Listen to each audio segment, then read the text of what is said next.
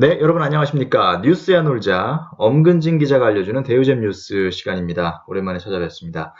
자, 이번 주 월요일에 국토교통부가 또 대책을 발표했습니다. 집값이 들썩이니까 이번에는 그 수요 억제 카드와 함께 공급 계획까지 조금 공개를 했는데요. 그 내용들을 좀 살펴보겠습니다. 일단 주요 내용, 뭐 여러분 다들 잘 아시겠지만 일단 기본적으로 서울 네 곳을 투기지역으로 지정했죠. 동작구, 종로구, 중구, 동대문구 네 곳을 투기지역으로 지정했고요.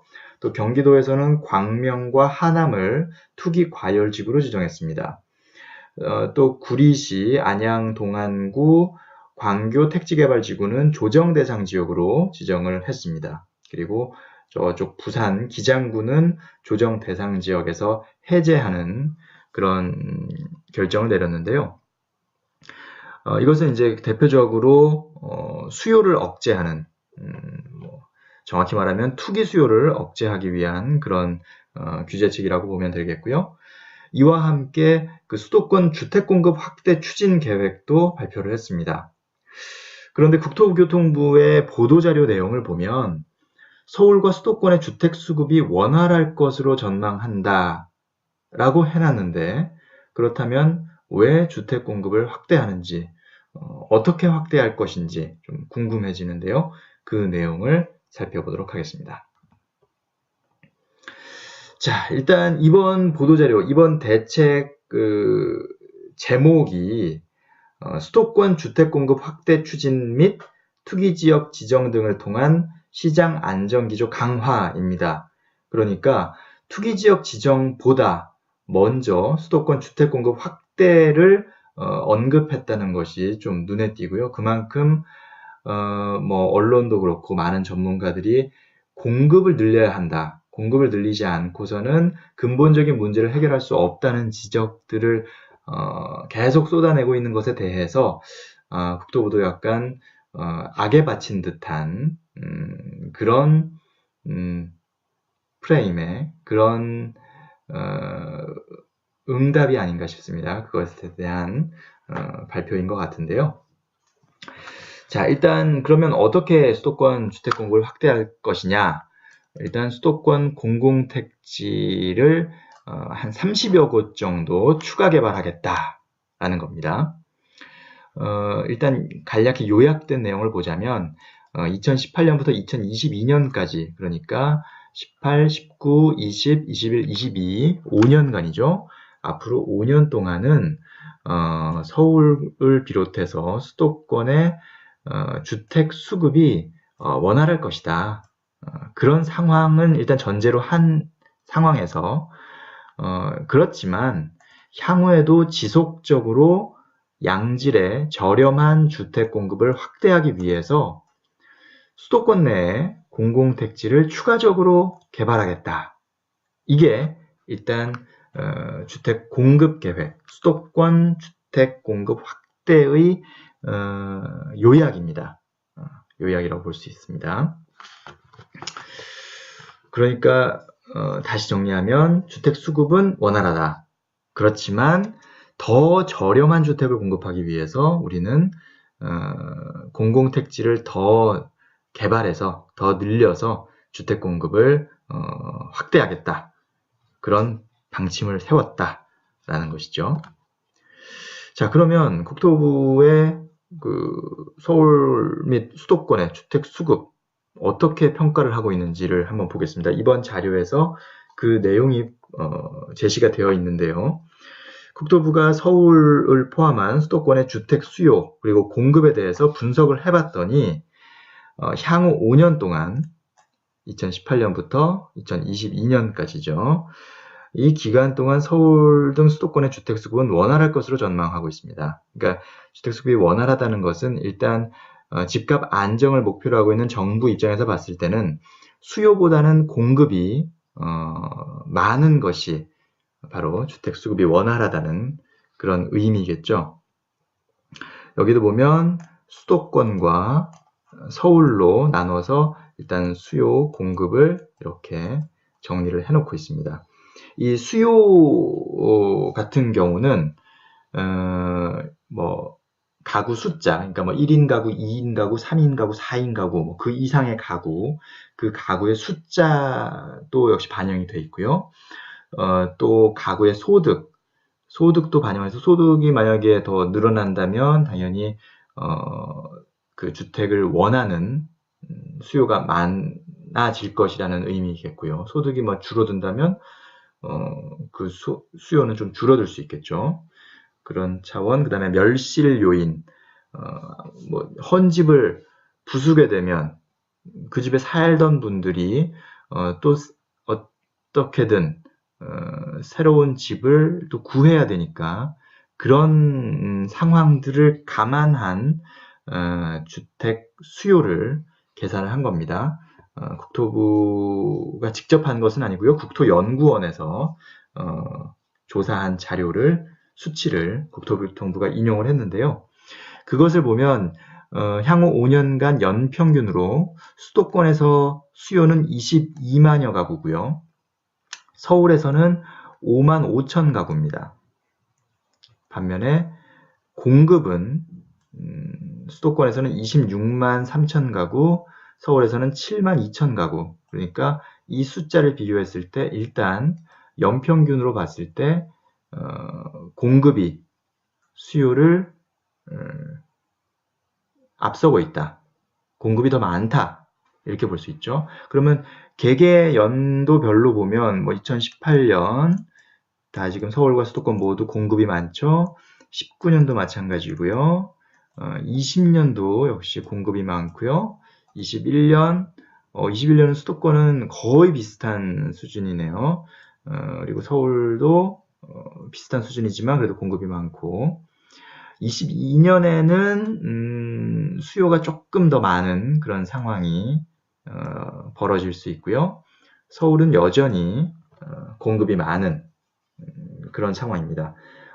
방금 이제 수요에 대한 기준은 설명드렸는데요. 공급에 대한 기준은 어떻게 되냐면 일단 입주 기준입니다. 그러니까 보통 이제 공급을 표현할 때 뭐 분양 물량을 공급이라고 표현할 수도 있고 뭐 허가 물량, 그러니까 인허가 물량을 또 공급이라고 표현하기도 하는데 여기서 말하는 공급은 입주 기준이기 때문에 현실적인 것이죠. 이것은 왜냐하면 그 해에 당장 들어가 살 집이 필요한 사람 그리고 실제로 다 지어져서 살 수 있는 거주할 수 있는 집의 숫자를 비교한 것이니까요. 그렇게 봤을 때는 일단 적어도 2020년에는 뭐 조금 수도권에서는 수요가 많다는 걸 감안했을 때 적어도 2022년은 빼고 적어도 2021년까지는 매년 수요보다는 공급이 많다. 이것이 이제 국토교통부의 판단인 거죠. 이 공급에는 기존 그 분양 물량들을 감안한 숫자가 들어갔을 거고요. 또 정비 사업의 진행 정도, 인허가 전망 등이 감안된 그런 수치라고 국토부는 설명하고 있습니다. 자, 그럼 이걸로 봤을 때는 괜찮은 것 같네요. 그렇죠? 그런데 왜 늘리자고 했을까요? 일단 그 부분이 궁금한데 일단 또 이 숫자를 그냥 고지고대로만 받아들이기는 좀 어려운 게 뭐 이 숫자 자체는 맞습니다. 새로운 집이 필요한 사람 그리고 실제 지어진 집 숫자 이걸로 봤을 때는 숫자상으로는 당연히 이제 공급이 앞서는 상황이지만 조금 더 들여다보면 과연 이 공급되는 집이 어떤 종류인 것이냐에 대해서는 사실 분석이 안 돼 있어요. 그러니까 이게 아파트일 수도 있고 아니면 단독주택일 수도 있고요. 아니면 다세대주택일 수도 있고 다가구주택일 수도 있고 그죠? 연립주택일 수도 있고 근데 지금 뭐 최근의 추세는 당연히 아파트의 수요가 많죠. 기본적으로 지금 젊은 세대들 그리고 뭐 나이 드신 분들도 요즘은 워낙 아파트들이 건설사들에서 워낙 잘 짓고 있기 때문에 아파트를 찾고 있습니다. 지금 뭐 가격 상승이 높게 나타나는 것도 다 아파트 부분이지, 물론 단독주택 조금 많이 뛰기는 했습니다만 다세대나 다가구, 연립주택 이런 부분은 상대적으로 집값 상승률이 아파트보다 낮습니다. 그죠? 그런 걸 감안했을 때 만약에 이 수치가 공급 숫자 자체는 많지만 들여다봤을 때 이것을 발라냈을 때 아파트가 뭐 얼마 안 되고, 예를 들어서 뭐 당장 올해 공급이 7만 4천 가구라고 하는데 여기서 아파트가 3만 가구고 뭐 다세대 가구가 뭐 2만 가구고 다가구 주택이 1만 가구고 연립주택이 1만 가구다. 이렇게 됐을 때 과연 이 5만 5천 가구의 수요가 어느 쪽으로 먼저 몰릴 것이냐, 이 3만 가구로 먼저 몰리지 않겠느냐, 이런 생각을 할 수 있는 것이죠. 물론 지금 이 숫자는 그냥 제가 단순히 예를 든 것이고 정확한 수치는 아닙니다. 이건 또 국토교통부에서 확인할 그런 부분인데요. 그렇기 때문에 아마도 그런 부분들을 감안했을 때 국토교통부도 고민 끝에 안 되겠다, 그 주택 공급을 늘려야겠다, 이렇게 판단을 한 것 같습니다. 그래서 사실 국토교통부가 뭐 이미 앞서서도 뭐 주택 공급 계획들을 여러 차례 발표했고요. 특히 이제 작년 11월에 주거복지 로드맵을 발표하면서 뭐 공적 주택을 5년간 100만 호를 공급하겠다, 뭐 이런 아주 거창한, 물론 100만 호라는 그 숫자 자체는 조금 그 100이라는 숫자에 조금 집착한 그런 수치인 것 같긴 합니다만요. 어쨌든 많은 주택을, 많은 공적주택, 공공임대주택 등을 포함해서요, 그런 것들을 공급하겠다라고 밝혔고, 그러니까 지난 7월에도 청년 신혼부부 주거지원 방안을 발표하면서 뭐 신혼희망타운 숫자도 더 늘리겠다, 뭐 이런 계획들을 발표한 바 있죠. 그러면서 지금 이미 공개된 곳도 있습니다. 성남 복정, 구리 갈매 역세권, 남양주 진접 2, 이런 곳들은 일단 먼저 신규 공공주택지구로 개발하겠다는 그런 위치를 이미 확정해서 발표를 한 바 있습니다. 14곳이 확정이 됐죠. 국토교통부는 서울과 인접하고 또 교통이 편리한 지역을 중심으로 입지를 선정했다, 이렇게 밝히고 있습니다. 이 14개 신규 공공주택지구에 들어서는 주택은 6만 2천 가구입니다. 그리고 요 발표 전에 일단 작년 말 기준으로 현재 수도권 내에서 아직 매각되지 않거나 착공하지 않은, 그래서 주택 공급이 가능한 상태의 공공택지가 규모로 봤을 때 한 48만 호 규모로 있다, 이미 보유하고 있다, 확보하고 있다, 이렇게 표현하고 있죠.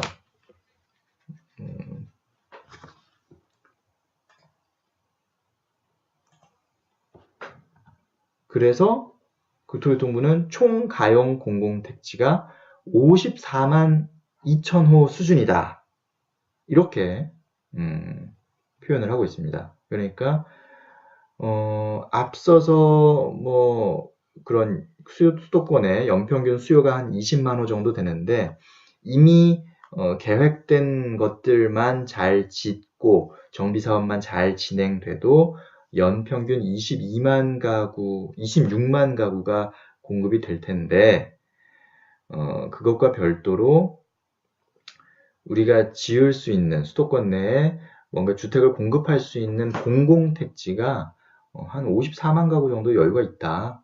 언제든 이제 계획만 세워서 지으면 된다, 뭐 이렇게 얘기를 하고 있습니다. 자, 그런데 그런 상태인데도 30여 개 공공택지를 추가 개발하겠다라는 계획입니다. 근데 여기서 30여 개라는 것은 조금 주의할 필요가 있습니다. 그러니까 앞서서 14개를 이미 이제 선정 발표했고, 거기에 플러스해서 30여 개의 공공택지를 수도권에, 이거는 이제 수도권입니다. 이 숫자는 수도권에 추가로 개발하겠다라는 계획입니다. 그러니까 지난 7월에 그 아까 신혼부부 청년 주거지원 방안 발표 때 그때 얘기한 게 뭐냐면 전국에 44개 정도, 44개 정도의 공공택지를 개발하겠다 이렇게 밝혔거든요. 근데 그건 이제 전국이었고 요번 발표 때는 일단 수도권에만 한정돼서 현재 14개를 지정했는데 30개를 더 지정하겠다 라는 거니까 이것은 지난 7월 계획보다는 한 14개 정도를 더 플러스한 그런 계획이라고 국토부는 설명을 하고 있습니다. 네. 이것 때문에 또 말이 많았어요. 많이 헷갈렸고, 이 국토교통부 자료를 보고, 이게 30개를 더 한다는 건지, 아니면 기존에 발표했던 거를 감안했을 때 14개인지, 이거에 대한 혼란이 많았는데, 결국은 14개가 맞는 숫자이고요. 기존 계획보다, 지난달 계획에서 더 진일보한 것은 14개를 더 공급하겠다. 14개 공공택지를 더 개발하겠다라는 거라고 보시면 되겠고요. 근데 이제 이걸 하려면 지자체와 협의가 필요해요. 그래서 지자체 협의가 완료된 일부 사업지구의 구체적인 입지는 이제 9월 중에 공개를 하겠다고 했고, 그 외의 사업지구, 그러니까 협의가 안 된 사업지구는 계속 지자체와의 협의 절차를 진행하고 주민 의견 수렴을 해서 입지가 확정되는 대로 단계적으로 발표할 계획이다 라는 겁니다. 그러니까 이게 지금 공공택지를 추가 개발하겠다는 계획인 것이지 이게 확정이 된 건 아닙니다. 그렇게 하겠다는 것이고 그것을 위해서 열심히 지자체랑 협의를 하고 있는데 아직 다 안 됐다. 그래서 그게 되는 대로 다음 달 중에 일부를 공개하고 나머지는 확정되는 대로 계속 또 발표를 할 것이다.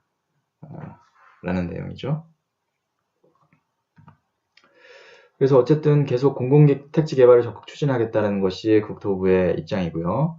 그래서 한국토지주택공사 LH, 서울시, 경기도 같은 관계기관들과 함께 TF를 구성해서 신규 부지도 발굴하고 개발 절차도 이행해서 이런 절차들을 정례적으로 잘 이뤄지는지 계속 점검을 하겠다 라는 게 국토교통부의 수도권 주택공급 확대 추진 계획의 핵심 내용이고 골자입니다. 자, 그럼 여기서 이제 궁금한 부분이 생기죠. 공공택지지구 30개는 어디를 지정할 것이냐. 지금 이번 자료에서도 이미 지정된 곳을 다시 한번 정리를 해놨습니다. 자, 성남 금토, 성남 복정, 성남 서현, 남양주 진접, 구리 갈매 역세권, 부천 괴안, 부천 원종, 군포 대야미, 의왕 월암, 시흥 거모, 인천 가정, 김포 고촌, 화성 어천 이렇게 14곳을 이미 발표해서 확정한 수도권 내 신규 공공주택지구입니다. 자, 이 14개에서 지금 공통점을 혹시 발견하신 분 계신가요? 일단 모두 경기도입니다. 서울시 내에는 한 곳도 없다는 거. 이것이 포인트죠. 그러니까 지금 문제가 되는 것은 서울 집값이 급등하고 있는 것인데, 물론 경기도에서 일부 지역, 광명, 하남 이런 지역도 집값이 많이 뛰어서 투기 과열지구로 지정되기도 하고, 구리랑 평촌, 광교 이런 곳은 조정 대상 지역으로 지정되기도 했지만, 중요한 건 지금 서울 집값이 너무 많이 뛰고 있다는 것인데, 정작 필요한 주택 공급은 서울에서는 이루어지지 않고 서울 외곽, 서울과 붙어있는 경기도 지역에 신규 주택을 공급을 늘리겠다라는 내용이어서 이게 어떻게 해석해야 될지 모르겠어요. 어떻게 보면 서울의 수요를 좀 분산시킬 수 있다라는 것이 국토부의 생각일 수는 있는데 이렇게 말처럼 되나요? 서울에 계신 분이 경기도 쉽지 않죠. 거기다가 이 신규 공공주택지구는 자리를 잡을 때까지 시간이 좀 걸려요. 그죠? 이미 인프라가 깔려있는 구도심이 아니라 맨 땅에다가 그린벨트, 대부분 이제 그린벨트를 해제해서 조성하는 택지지구이기 때문에, 공공주택 지구이기 때문에, 여기는 뭐 대중교통도 지금 원활하지 않고, 뭐 생활 인프라, 편의시설도 아직 갖춰져 있지 않죠. 물론 뭐 이제 지으면서 지어 나가겠지만, 그런 뭐 상권 같은 것도 수요가 있어야 상권이 또 활성화되지 않습니까?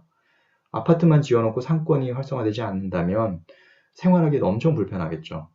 가뜩이나 교통도 불편할 텐데. 그래서 이게 서울 수요를 분산시킬 수 있을 것이냐. 그리고 지금 아직 지정도 못했는데, 이게 공급되려면 뭐 빨라야 2년 너무 빠르죠. 그죠? 아직 뭐 입주자 모집 공고도 못했는데, 입주자 선정도 못했는데, 3년, 4년이 걸리는 내용입니다. 그때 되면, 또 상황이 달라질 수 있죠. 주택시장이 달라질 수 있는 상황이고, 이거 어떻게 할 것인지 참 모르겠어요. 그래서 어쨌든 공공택지지구 30개는 어디를 지정할 것인지, 이거에 대한 국토부의 답은 수도권 내 모든 가용한 토지를 후보지로 검토 중에 있다. 관계기관 TF를 몇 차례 개최한 바 있고 앞으로도 긴밀히 협력해 나갈 계획이다. 자, 작년 11월에 주거복지 로드맵에서 신혼 희망타운 등을 언급하면서 공적주택 공급 확대 계획을 발표했습니다만, 현재 발표한 수도권 내 신규 공공주택지구는 14곳뿐입니다. 주택으로 따지면 6만 2천 가구 정도밖에 안 됩니다. 그런데 지금 거의 1년 가까이 되는 시간에서 이렇게 열심히 TF를 구성해서 관계기관 회의를 했는데도 그거밖에 못했는데, 그 정도는 이제 될 만한 곳이니까 먼저 다 됐겠죠. 이제 앞으로는 안 될 가능성이 높은 지역을 억지로 쥐어짜내야 되는 그런 상황인 겁니다. 그죠?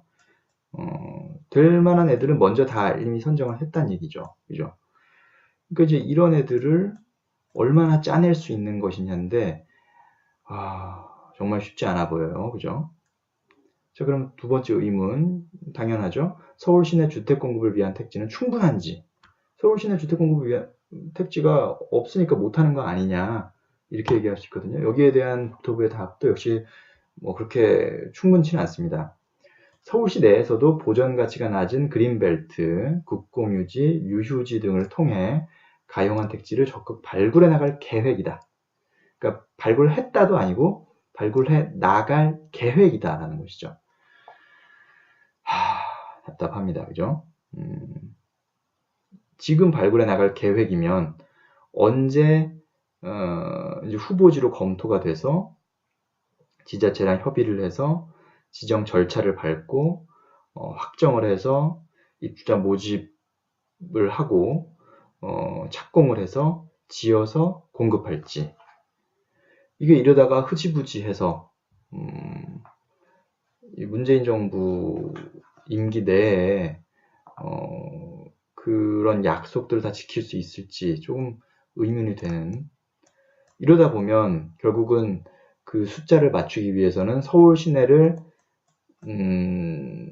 포기하고 수도권, 경기도 일대 위주로 공급을 해나갈 수도 있겠죠. 그런데 지금 경기도 일대는 이미 2, 3년 전에 분양을 많이 해놔갖고 지금 올해, 내년까지 입주가 상당히 많아요. 그런데 얘네들이 또 한 번에 입주 세례를 이렇게 받을 수가 있는 상황인 거죠.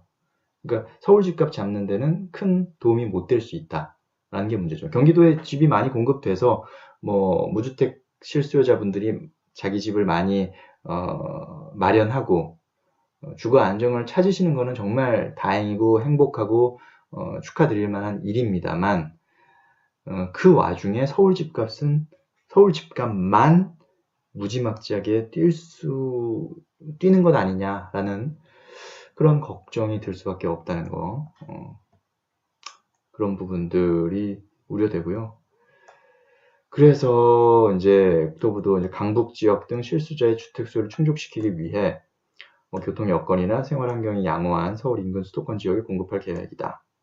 역시 이것도 강북 지역 등 이쪽의 수요를 충족시키기 위해서 서울 인근 수도권 지역에, 서울에 뭐 저는 이게 좀 강북 지역에 좀 짓겠다 뭐 이런 얘기인 줄 알았는데 다 끝까지 들어보니까 강북의 수요를 충족할 수 있는 서울 인근, 그러니까 서울이 이렇게 있으면 강북 지역의 그 수요를 충족할 수 있는 수도권 지역 이쪽이겠죠. 그러니까 뭐 고양시가 될 수도 있겠고, 뭐 의정부가 될 수도 있겠고, 그죠? 이쪽 위쪽 이런 지역을 더 공급한다는 건가? 뭐 이런 생각을 할 수밖에 없는 그런 답변인 것 같습니다. 자, 3번 질문을 봐야죠. 신규 공공택지 지구는 언제 발표할 것인지 라는 질문, 그죠? 이거에 대한 대답은 공공택지 개발을 위해서는 지자체 협의와 주민 의견 수렴 절차가 필요하다. 그러니까 그냥 뭐 국토부가 하고 싶다고 해서 뭐 성남 뭐 금토 이렇게 그냥 얘기한다고 다 되는 게 아니라 그 해당 지자체와 협의를 해야 되고 또 해당 지역 주민들의 의견을 수렴한 그런 절차가 필요합니다. 요번에도 보니까 고향 대곡 그에 뭐 들어설 것이다 이런 보도를 한 언론사가 있었는데 거기 뭐 난리가 났더라고요. 그 해당 지역 주민이신지 아니면 거기에 투자하셨던 분인지는 모르겠으나 뭐 고양시에 전화해서 확인하고 그런 사실이 없다고 확인이 되니까 해당 언론사에다가 뭐 정정 보도를 요청하고 항의 메일을 보내고 항의 전화를 하고 뭐 그랬다고 합니다. 그렇게 이제 우리가 제3자 입장에서 보는 것과 또 해당 지역 주민들이 받아들이는 그 느낌은 또 다르기 때문에 지역 주민의 의견 수렴 절차가 꼭 필요한 상황이고요. 자, 이미 협의가 완료됐거나 마무리 단계에 있는 지역은 9월 중에 우선 또 공개를 한다고 했고 앞서서 설명드렸죠. 나머지 지역도 협의가 완료되는 대로 순차적으로 즉시 밝힐 계획이다. 이렇게 말하고 있습니다. 자, 이번 그 주택 공급 확대 추진 계획을 보면서 조금 아쉬운 부분이 많이 들었어요. 그러니까 사실 주택 공급에 대한 지적을 많이 해왔는데 하다 이렇게까지 이 지경이 되니까 서울 집값이 거래가 아주 절벽인데도 불구하고 한번 거래될 때마다 막 억씩 뛰고 이런 지경까지 오니까 뭐 미친 집값이다 이런 표현들을 많이 하시잖아요.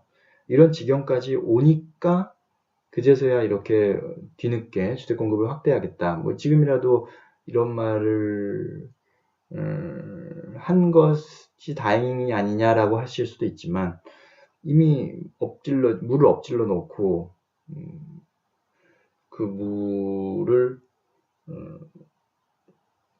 최대한 잘 관리하겠다 라고 말하는 건 의미가 없는 것이죠.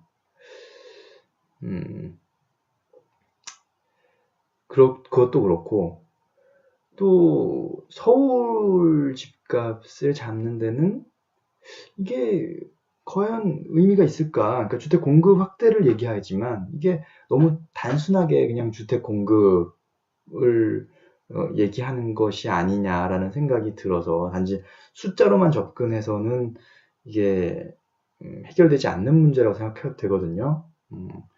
그런데 혹시 뭐 마땅한 답을 찾기가 어려우니까 국토부 공무원분들이 뭐 고민을 덜 했겠습니까? 당연히 저희보다 더 많은 고민을 했겠죠. 그런데 이런 답밖에 못 만들어낸다는 것이 좀 안타깝고요. 그만큼 지금 우리나라 부동산 시장이 정말 이게 답이 없구나, 비정상적이구나, 이거 어떻게 해야 되나 이런 생각이 사실 더 좀 절망스럽다는 생각이 들 수밖에 없습니다. 어쨌든 앞으로 좀 내용을 지켜봐야 되는데요. 공급에 대해서는 9월달 신규로 또 추가로 지정되는 곳이 과연 어디인지, 서울이 포함될 것인지, 그 규모는 얼마나 될 것인지가 관건이 될 것 같습니다. 이제 9월은 얼마 안 남았어요. 지금 8월 마지막 주니까 적어도 한 달 안에 국토부의 약속이, 국토부의 이 계획이 얼마나 준비가 된 그런 계획이었는지 확인이 될 것 같습니다. 그때 다시 한번 또 내용을 찬찬히 뜯어보도록 하겠습니다. 감사합니다.